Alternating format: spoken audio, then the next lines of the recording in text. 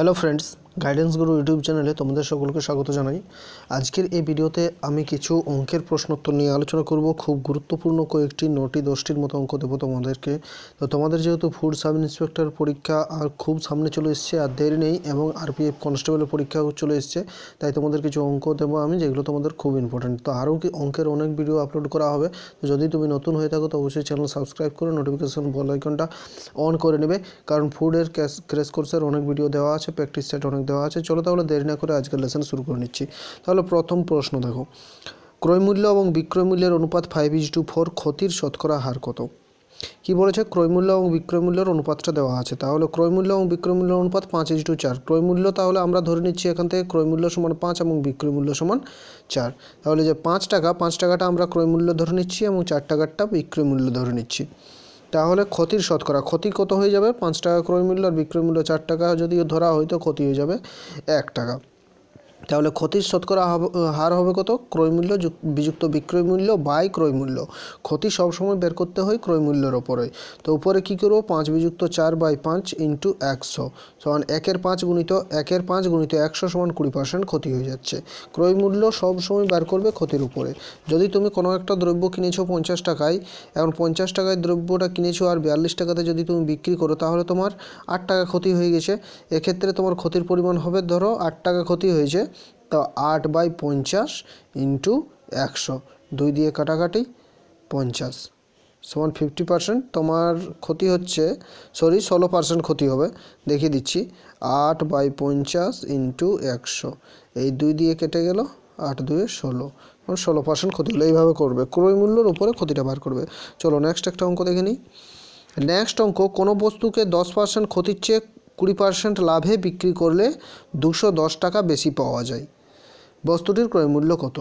কোনো বস্তুর সবসময় ক্রয় মূল্যটা 100% ধরে নিয়ে যদি তুমি করো, তাহলে তোমার অঙ্ক করতে খুব সহজ হবে এবং খুব তাড়াতাড়ি হবে। তাহলে কোনো বস্তুকে 10% ক্ষতির চেয়ে 20% লাভে বিক্রি করলে 210 টাকা বেশি পাওয়া যায়। এখন বস্তুটির ক্রয় মূল্য যদি আমরা 100% ধরে নিই, 100% ক্রয় মূল্য, এখন যদি 10% ক্ষতিতে বিক্রি করে, তাহলে তার বিক্রয় মূল্য কত হবে? 90%। এবং সে যদি 20% লাভে বিক্রি করে, তাহলে তার বিক্রয় মূল্য কত হবে? 120%। তাহলে দুটোর ডিফারেন্স কত? 90 এবং 120 ডিফারেন্স হচ্ছে 30%। সেই জিনিসটাই করেছি, 30% সমান 210 টাকা হবে, যেহেতু 10% ক্ষতির চেয়ে 20% লাভে। যদি সে 10% ক্ষতিতে বিক্রি করতো, কিন্তু 10% ক্ষতিতে বিক্রি না করে সে 20% লাভে করছে, তখন তার 210 টাকা বেশি লাভ হচ্ছে। তাহলে সেই জিনিসটাই করেছি। দেখো, 90 থেকে 120 বিয়োগ করলাম, 120 থেকে 90, তখন 30%। তাহলে আমরা প্রশ্ন অনুসারে কী লিখতে পারি? 30% সমান 210 টাকা। 30% সমান 210 টাকা লিখেছি, তাহলে 100% সমান হয়ে যাবে 210 গুণিত 100/30 সমান 700 টাকা। 7 দিয়ে কেটেছে, এটা 7 গুণিত 100 সমান 700 টাকা। তাহলে বস্তুটির মূল্য হচ্ছে 700 টাকা। তাহলে বস্তুটির ক্রয় মূল্য কত? প্রশ্ন ছিল বস্তুর ক্রয় মূল্য হয়ে যাবে 700 টাকা। চলো, আশা করি তোমরা বুঝতে পারলে। চলো নেক্সট অঙ্কটা দেখে নিই। নেক্সট একটা অঙ্ক হচ্ছে, রাম একটি সাইকেল 8% শতকরা লাভে বিক্রয় করে। যদি 75 টাকা বেশি দামে বিক্রি করা হতো, তাহলে 14% লাভ হতো। সাইকেলের ক্রয় মূল্য কত? এখন দেখো, এই অঙ্কটা, আগের অঙ্কটা যদি তোমরা বুঝতে পেরেছো, তাহলে এই অঙ্কটাও তোমাদের বুঝতে পারবে তোমরা, কারণ আগের অঙ্কটা আর এই অঙ্কটা মোটামুটি একটু ঘুরিয়ে দেওয়া আছে। রাম কি করেছে না, একটি সাইকেল 8% লাভে বিক্রি করে, তাহলে তার কী হতো না, তাহলে তার 75 টাকা লাভ হতো। এখন কি দেখবো আমরা, যে 8% থেকে 14% লাভটা বেড়ে যাচ্ছে। 75 টাকা বেশি দামে বিক্রি করলে লাভটা 8% থেকে 14% হয়ে যাচ্ছে। তখন 14 থেকে 8 বিয়োগ করে দাও, 6% সমান হয়ে যাবে 75 টাকা। কারণ 6% লাভ বাড়ছে, তখনই তো আর 75 টাকা দামটা বাড়ছে। তাহলে 6% সমান 75 টাকা, 1% সমান 75-এর 6, 100% সমান 75-এর 6 ইন্টু 100 সমান 1250 টাকা। তাহলে সাইকেলের ক্রয় মূল্য হয়ে যাবে 1250 টাকা। কারণ আমরা 100% সমান আমরা ক্রয় মূল্যটা ধরেছিলাম 100%। যে কোনো দ্রব্যের 100% ক্রয় মূল্য ধরে করবে, খুব সহজ হবে। এদিকে কাটাকাটিটা করা আছে, তোমরা এখানে দেখে নেবে। চলো নেক্সট করি, নেক্সট অঙ্ক দেখি। নেক্সট অঙ্ক হচ্ছে, কোনো আসল বার্ষিক 4% সরল সুদের হারে 3 বছরের সুদের পরিমাণ 5 বছরের সুদ থেকে 400 টাকা কম। আসল নির্ণয় করো। দেখো, কোনো আসল কিছু টাকা, মানে কি করেছে, 4% সরল সুদের হারে 3 বছরের সুদটা যেটা হয় 5 বছরের সুদের থেকে 400 টাকা কম হয়। আসল নির্ণয় করো। এখন দেখো 3 বছর আর 5 বছর লিখেছি আমরা, তো 2 বছরের সুদটা কত কম হচ্ছে? 400 টাকা সুদ কম হচ্ছে। তো আমরা এই অঙ্কটা কীভাবে করব দেখো, এই দু বছর যেটা হয়েছে সেটাকে টি ধরে নাও, টি সমান 2 বছর। এই 400 টাকাটা আই ধরে নাও, আই সমান 400, এবং সুদের হার সমান আর সমান 4% ধরে নাও। আর এইভাবে করো, পিটা বার করে নাও, তাহলে আসল নির্ণয় করো।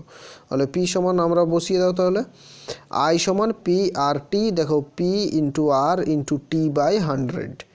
তাহলে এখানে পি সমান কত হবে? এই পি সমান হবে 400 গুণিত 100 বাই 4 ইন্টু 2 নিচে হবে 4 ইন্টু 2। তো তাহলে 2p সমান হয়ে গেল 10,000, পি সমান 5,000। এই ক্যালকুলেশনটা তোমরা খাতাতে নিজের করবে, তাহলে তোমরা বুঝতে পারবে। যারা বুঝতে পেরেছো তাদের কোনো অসুবিধা নেই, যারা বুঝতে পারোনি তারা এটা খাতায় করে নেবে, তো বুঝতে পেরে যাবে।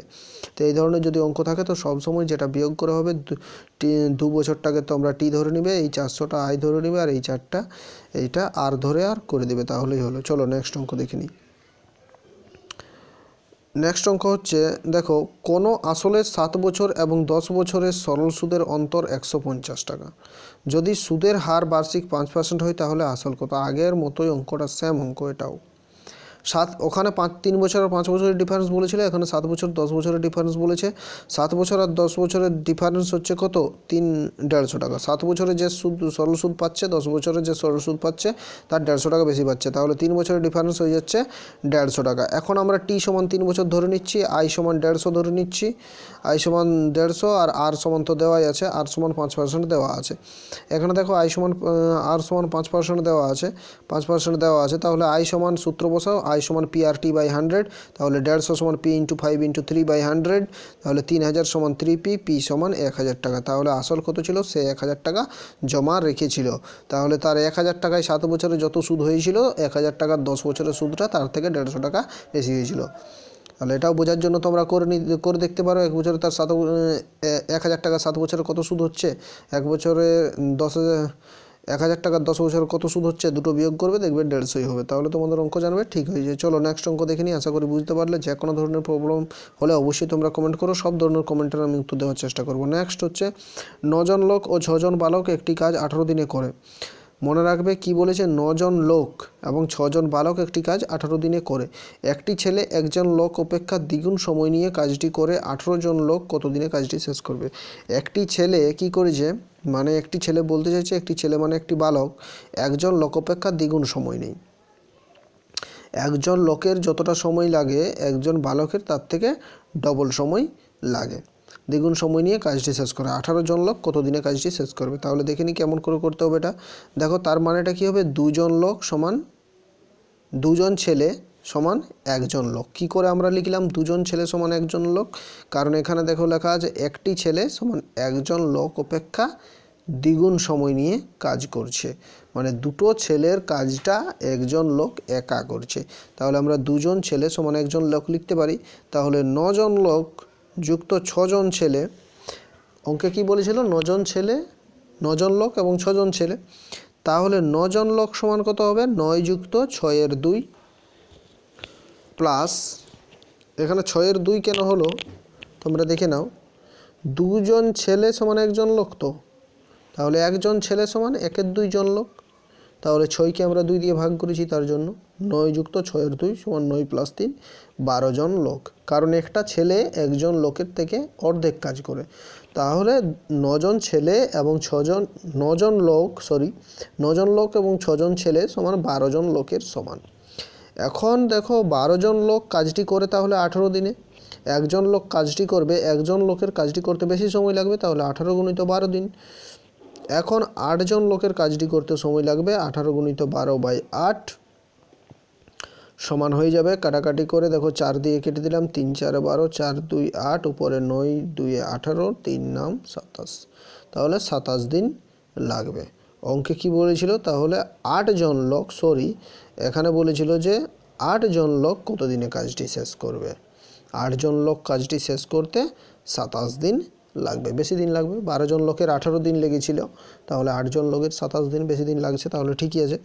চলো নেক্সট অঙ্ক দেখি এরপর। ওকে, নেক্সট অঙ্ক, সুদের হার 4% বৃদ্ধি পাওয়ায় 45,000 টাকার কত বছরের সরল সুদ 3600 টাকা বৃদ্ধি পাবে। সুদের হারটা বেড়ে গেছে 4%। তাহলে পাওয়ায় 45,000 টাকার আসল সমান 45,000, কত বছরের সরল সুদ 3600 টাকা বৃদ্ধি পাবে। দু ক্ষেত্রেই দেখো বলেছে বৃদ্ধি পাবে, এখানেও বৃদ্ধি পেয়েছে, এখানেও বৃদ্ধি পাবে। তাই আমরা কি করব, অঙ্কে এই যে সুদের হারটা বৃদ্ধি পেয়েছে সেটাকে আমরা সুদের হার ধরে নেব, এবং এই যে 45,000 এটা তো আসল দেওয়াই আছে, এটা আসল, আর যে সরল সুদটা বৃদ্ধি পাওয়ার কথা বলেছে সেটাকে আমরা মোট সুদ ধরে নিয়ে অঙ্কটা করব। তাহলে দেখো সেটাই করেছি। আই সমান 3600 ধরেছি, আর সমান 4, পি সমান 45,000। এখন টি সমান হবে 3600 গুণিত 100 বাই 45,000 ইন্টু 4 সমান 2 বছর। 3600 টাকা বৃদ্ধি পাবে 2 বছর। সুদের হার কত বছরের সরল সুদ 3600 টাকা বৃদ্ধি পাবে না 2 বছর। আশা করি বুঝতে পারলে। চলো ওকে, নেক্সট অঙ্ক দেখি। নেক্সট অঙ্ক হচ্ছে, একটি ঘড়ির ধার্য মূল্য 160 টাকা। এক ব্যক্তি ঘড়িটি 122.40 টাকায় ক্রয় করার সময় দুটি পৃথক ছাড় পায়। প্রথম ছাড়ের হার 10% হলে দ্বিতীয় ছাড়টা কত? একটি ঘড়ির ধার্য মূল্য এমআরপি লেখা আছে, যেটা লেখা থাকে যেভাবে লেখা আছে ধার্য মূল্য, সেখানে 160 টাকা। এক ব্যক্তি ঘড়িটি 122.40 টাকায় ক্রয় করার সময় সে কি করেছে, দু ধরনের ছাড় পেয়েছে ঘড়িটিতে। দু রকমের ছাড় পাওয়ার পরে সে 122.40 টাকায় ঘড়িটা ক্রয় করেছে। সে দু রকমের ছাড় কীরকম পেয়েছে দেখো। প্রথম ছাড় সে 10% পেয়েছে। 10% ছাড়টা হয়তো ঘড়ির ওপরে লেখা ছিল যে 10% ডিসকাউন্ট। আরেকটা হয়তো সে ধরো কোনো এটিএম কার্ড ওইসবে পেমেন্ট করেছে, তার জন্য আর নেক্সট আরেকটা ছাড় পেয়েছে ধরো। তো সেই নেক্সট ছাড়টা সে কত পেয়েছে সেটা আমাদের বার করতে হবে, সেটা দেখে নিতে হলে কত হবে। তাহলে প্রথম ছাড় দেওয়ার পর ক্রয় মূল্যটা কত হবে দেখি। প্রথম ছাড় দেওয়ার পর ক্রয় মূল্য হবে 160 গুণিত 90-এর 100 সমান 144 টাকা। 90-এর 100 কেন করলাম একবার তোমরা দেখে নাও। 90-এর 100 করার কারণটা হলো যে 10% ছাড় পেয়েছে প্রথমেই, তার মানে ঘড়িটি সে 100% দামে ক্রয় করেনি, সে ক্রয় করেছে 90% দামে ক্রয় করেছে, সে তো 10% ছাড় পেয়েছে। তাই আমরা যে মোট ক্রয় মূল্য যেটা প্রথমে ছিল তার সাথে 90-এর 100 দিয়ে গুণ করলাম, তাহলে সে প্রথমবার ছাড় পাওয়ার পরে 10% ছাড়টা প্রথমবার পাওয়ার পরে সে 140 টাকায় কিনতে পেরেছে। এরপর নেক্সট ছাড়টা কত পেয়েছে সেটা দেখব। নেক্সট ছাড় সে পেয়েছে, এই অঙ্কটা তোমরা এইভাবেও করতে পারো, যেমন 144 হয়েছে, এটা তোমরা এইভাবে করতে পারো 160 মাইনাস 160 গুণিত 10-এর 100, যেহেতু 10% ছাড় পেয়েছে তাই 160 মাইনাস 16 সমান 144। দ্বিতীয় ছাড়টা তাহলে কত পেয়েছে, সে কিনেছে 122.40 টাকায়, আর প্রথম ছাড় পাওয়ার পরে ক্রয় মূল্য হলো 144, তাহলে দ্বিতীয় ছাড় পেয়েছে, বিয়োগ করে দেখলাম 21.60 টাকা দ্বিতীয় ছাড় পেয়েছে। তো দ্বিতীয় যে ছাড়টা 21.60 টাকা পেয়েছে সেটা তো 144 টাকার উপরেই ছাড়টা দিয়েছে। প্রথমে 10% যে ছাড়টা দিল সেটা 160 টাকার উপরে ছাড়টা দিল, নেক্সট যে ছাড়টা দিয়েছে সেটা 144 টাকার উপরে ছাড়টা দিয়েছে। তাহলে কত পার্সেন্ট পেয়েছে সেটা বার করে নেব। 21.60 টাকা ছাড় পেয়েছে বাই 144 গুণিত 100, কাটাকাটি তোমরা খাতাতে ক্যালকুলেশন করো, এটা 15% হবে শিওর। তাহলে আশা করি তোমরা বুঝতে পারলে। চলো ওকে, নেক্সট অঙ্ক কি কোনো অঙ্ক আছে তো? হ্যাঁ, একটা অঙ্ক আছে নেক্সট, চলো এটা করে নিই। নেক্সট অঙ্ক দেখো, কোনো একটি পরীক্ষায় 120 জন ছাত্রের গড় নম্বর হলো 35। 120 জন ছাত্র আছে মোট, তাদের গড় নম্বর দেওয়া আছে 35। যে সকল ছাত্ররা পাস করেছে তাদের নম্বরের গড় হলো 39। আরেকবার অঙ্কটা তোমাদের বলে দিচ্ছি প্রথম থেকে। কোনো একটি পরীক্ষায় 120 জন ছাত্রের গড় নম্বর হলো 35। 120 জন ছাত্র পরীক্ষা দিয়েছে, তাদের গড় নম্বর এভারেজ নম্বর হচ্ছে 35। যে সকল ছাত্ররা পাস করেছে তাদের নম্বর গড় হলো 39। শুধুমাত্র যারা পাস করেছে তাদের যদি নম্বর গড় করা হয় তাহলে 39। এখন অনুত্তীর্ণ ছাত্রদের নম্বরের গড় হলো 15। যারা ফেল করে গেছে তাদের নম্বরের গড় হচ্ছে 15। কতজন ছাত্র পরীক্ষায় পাস করেছিল সেটা আমাদের বার করতে হবে এখন। তাহলে আমরা প্রথমে ধরে নিতে পারি, একটু বড় আকার করছি, বড় করে, না হলে তোমাদের বুঝতে অসুবিধা হবে। এটা যদি শর্ট করে হয় তোমাদের শর্ট বলে দেবো যদি তোমরা চাও তো নেক্সট অঙ্কের ভিডিও। তাহলে দেখো, পরীক্ষায় পাস করেছিল আমরা ধরে নিচ্ছি 1 জন। এখন 120 জনের মোট নম্বর হচ্ছে কত আমরা বার করব। যেহেতু যারা 120 জন পরীক্ষার্থীর অ্যাভারেজ নম্বর 35, তাদের তাহলে 120 জনের মোট নম্বর হয়ে যাবে 120 গুণিত 35 সমান 4200। এই ভাষাগুলো তোমাদের লেখার দরকার নেই, তোমরা যখন প্র্যাকটিস করে হেবিট হয়ে যাবে, প্র্যাকটিস হয়ে যাবে বারবার, তখন তোমাদের ভাষাগুলো আর লিখতে হবে না, এগুলো তোমরা ডাইরেক্ট করতে পারবে, খুব কম সময় লাগবে, চিন্তা নেই। তাহলে একজন ছাত্রের মোট নম্বর হয়ে যাবে কত, 39x। একজন ছাত্রের 39x হলো কেন না, আমরা ধরে নিয়েছি কত কি, যে পরীক্ষায় পাস করেছিল 1 জন। এবং অঙ্কে কি বলেছে দেখো, যারা পাস করেছে তাদের গড় নম্বর হলো, সকল ছাত্ররা পাস করেছে তাদের হচ্ছে 39। তাহলে যারা পাস করেছে তাদের মোট নম্বর হবে 39x। এখন যারা ফেল করেছিল তাদের মোট নম্বর কত? তাদের মোট নম্বর হবে, কারা ফেল করেছে, মোট স্টুডেন্ট 120, তার মধ্যে পাস করেছে x, তাহলে ফেল করেছে কত, 120 মাইনাস এক্স। এখন যারা ফেল করেছে তাদের গড় নাম্বার অঙ্কে দেওয়া আছে 15, তাহলে একজনে যদি 15 নম্বর পায় তাহলে 120 মাইনাস এক্স জনে কত নম্বর পাবে, এটাই হচ্ছে যারা ফেল করেছে তাদের মোট নাম্বার। এই তো সেটাই করেছি, দেখো যারা ফেল করেছে তাদের মোট নাম্বার কত, এই যে 15 গুণিত 120 মাইনাস এক্স সমান কত, 1800 মাইনাস 1500, 15x। কী করে হলো দেখো, এই যে 15 গুণিত 120 করলাম 1800 মাইনাস 15x, তাহলে প্রশ্নানুসারে কী হবে, 39x প্লাস 1800 মাইনাস 1500 এক সমান 4200। কী করে হলো একবার দেখে নাও, 39x হচ্ছে যারা পাস করেছে তাদের নাম্বার, তার সাথে আমরা যোগ করেছি যারা ফেল করেছে তাদের নাম্বার, এটা হচ্ছে যারা ফেল করেছিল তাদের নাম্বার, সমান 4200। সমান 4200 মানে কি, টোটাল 120 জনের গড় নাম্বার হচ্ছে 120 গুণিত 35, যে অ্যাভারেজ ছিল সেটা, তাহলে 120 গুণিত 35, তাহলে সমান 42। এই ক্যালকুলেশনটা তোমরা খাতাতে করো, তাহলেই তোমরা অঙ্কটা হয়ে যাবে 1 সমান 100। তাহলে যারা পাস করেছে, কতজন পাস করেছে, 120 জনের মধ্যে 100 জন পাস করেছে। এখন যদি তোমরা 2-3 বার প্র্যাকটিস করার পরে তোমাদের দেখো এই যে আর কিচ্ছু লেখার দরকার নেই, মনে মনে তোমরা এক্সট্রা ধরে নিতে পারবে। আর যারা মোট নাম্বার তোমরা একবার বার করে নিলে 120 গুণিত 35, আমি এগুলো ভাষায় লিখেছি বলে তোমাদের বড় মনে হচ্ছে দেখতে, কিন্তু তোমরা 120 গুণিত 35 করবে একবার, তারপরে 39x করবে, তারপরে এই ক্যালকুলেশনটা ডাইরেক্ট তোমরা লিখে দিতে পারবে তোমরা 2-3 বার প্র্যাকটিস হওয়ার পরে। তো আশা করি তোমাদের ভালো লেগেছে।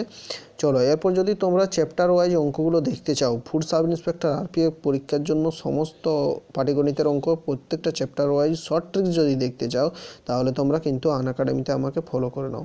আনএকাডেমি হচ্ছে ভারতের বৃহত্তম লার্নিং অ্যাপ। যদি এখনও আনএকাডেমি অ্যাপটি না ডাউনলোড করে থাকো তো আনএকাডেমি অ্যাপ ডাউনলোড করে বিবেক মাঝি সার্চ করে আমাকে ফলো করো, আনএকাডেমি অ্যাপ ইনস্টল করো এবং প্রত্যেকটি কোর্স একেবারে বিনামূল্যে দেখতে থাকো। তাহলে এই ভিডিও লাস্ট পর্যন্ত দেখার জন্য ধন্যবাদ। যদি ভালো লাগে তো একটা লাইক করবে, তোমার ফ্রেন্ডসদের সাথে প্রচুর পরিমাণে শেয়ার করবে। ধন্যবাদ।